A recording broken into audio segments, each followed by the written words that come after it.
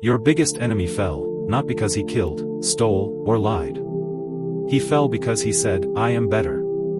That one moment of arrogance closed the doors of Jannah and opened the gates of Jahannam. And today, the same arrogance slowly destroys hearts, without making a sound. Allah says in Quran,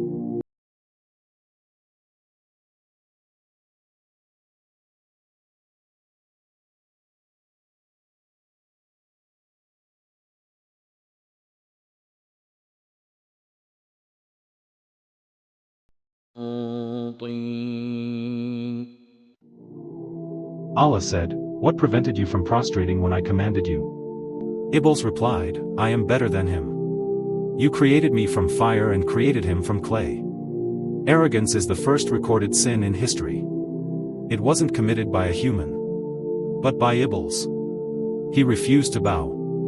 Not because he didn't believe, but because his ego was louder than his obedience. Arrogance doesn't always look like pride. Sometimes it's subtle. Thinking you're spiritually better than others. Looking down on someone because of money, status, or appearance. Not apologizing, even when you're wrong. Feeling offended when corrected. Believing your worship is enough. Every time pride grows, the heart becomes harder, and the mercy of Allah becomes distant. The Prophet, peace be upon him, said, no one will enter paradise who has even an atom's weight of arrogance in his heart. Arrogance blinds you to your own flaws, but makes you obsessed with the flaws of others. And humility? It opens doors you didn't know existed. Doors Iblis lost forever. Comment, Ya Allah, remove arrogance from my heart.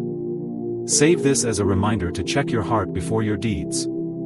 Follow for day 2, Hasad, the poison you drink hoping others will suffer.